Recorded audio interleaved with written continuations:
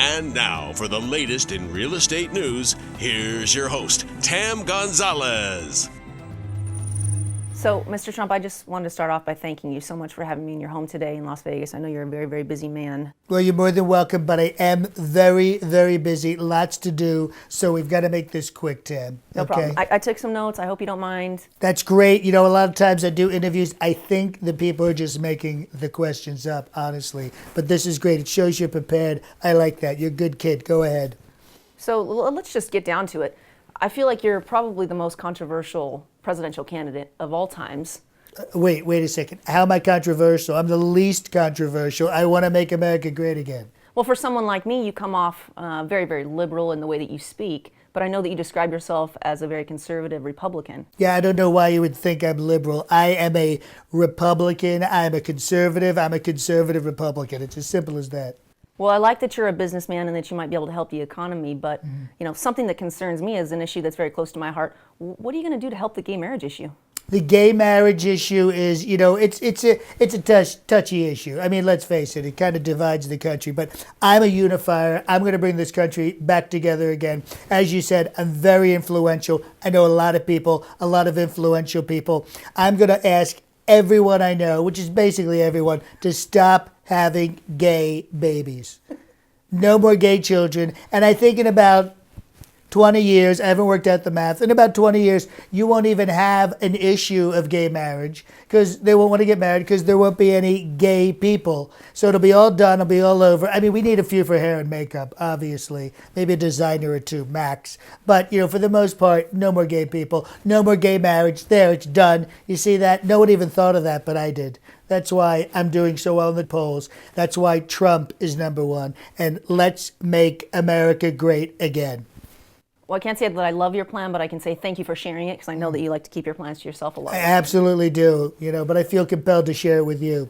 So one of the main things I wanted to talk to you about was property values. I'm a real estate agent here in Las Vegas. Good for you. So I want to know how your presidency is going to affect property values, specifically referring to the deportation. I know that you plan to deport a lot of the undocumented 11 Mexican million people that live and work with us. So right. How is that going to affect the housing market? Well, first off, when I become president, probably on day one, the economy is going to absolutely soar. It's going to be tremendous. It's going to be huge. Everyone's going to win when I become the president. As far as specifically as deporting the illegal Mexican immigrants in this area specifically, you're going to clean up. This is going to be huge. There's going to be inventory. Your clients are going to be able to get whatever they want. You're going to make a lot of money because when we deport the illegal immigrants back to Mexico, they're going to have to make a quick sale. We're going to, and it's going to be in pesos, you know what I mean? So it's going to be easy. We'll probably be offering bags of rice and live chickens and things like that. So they're really going to just grab this deal and move back across the border. I mean, you know, if they go on their own, that's even better. You know, 2 chickens, we have to force them to go 4 chickens, they go on their own. Okay. That's huge. So the other issue that I see potentially is maybe a little bit of backlash. Now, this is a rumor, so I apologize in advance if it's not true. But something that I feel like can affect the economy is I heard the rumor that when you build the T-wall, as I like to call it, that you're actually going to write on the Mexican side of the wall, "You got Trumped, f***ers." That's right. And I like that you call it the T-wall. That's great. But if it could be Donald Trump, that would be even better. But on the Mexican side, we do plan on putting that up over the entire 2,000 miles, just over and over and over and over again. But the thing is, it's not for the Mexicans because they live here and they can't read or write English. So obviously, it's just going to be for the other side, for the people like the press when they go to that side. So it's going to be in English, and you think that they won't be able to read it? I know they can't. They can't read it here. They live here. Have you been to Home Depot? Have you been to Lowe's? Everything's in like English and Spanish. Press 1 for English, press 2 for Spanish. I'm not pressing anything. You know, I don't use the phone, but you know what I'm talking about. Yeah. Well, I mean, do you like anything about Mexico? What about their food? Do you like Mexican food? The food. I hate Mexican food. It's crap.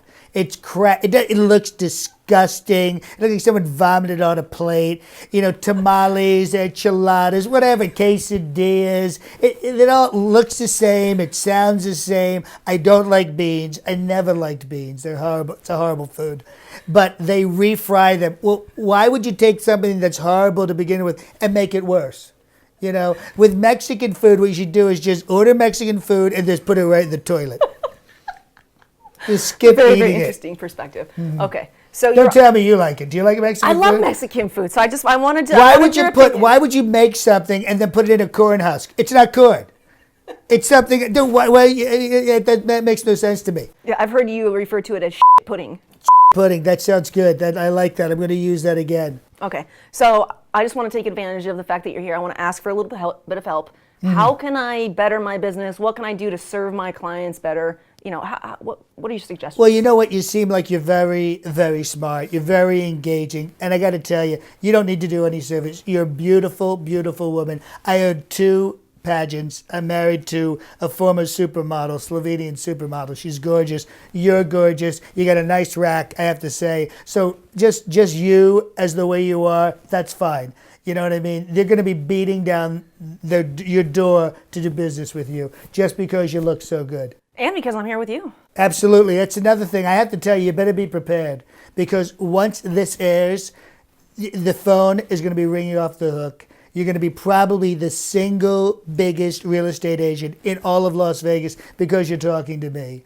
You know, and have you been to Trump Tower? I actually have. Okay, Trump Tower here in Las Vegas. It's absolutely one of the most luxurious, prestigious, fantastic hotels on the entire Strip. I'd like to invite you to stay there, but unfortunately you're Mexican, you know, so I can't have that. But you can drive by and look at it as much as you want. Okay. Well, Mr. Trump, thank you so much for having me today. Thank you for all of your advice. I appreciate you very much. Thank you so much. You're fantastic, Tab. Hire her to sell your house. She'll do a fantastic job. Contact Tam Gonzalez. She's the best. She knows real estate.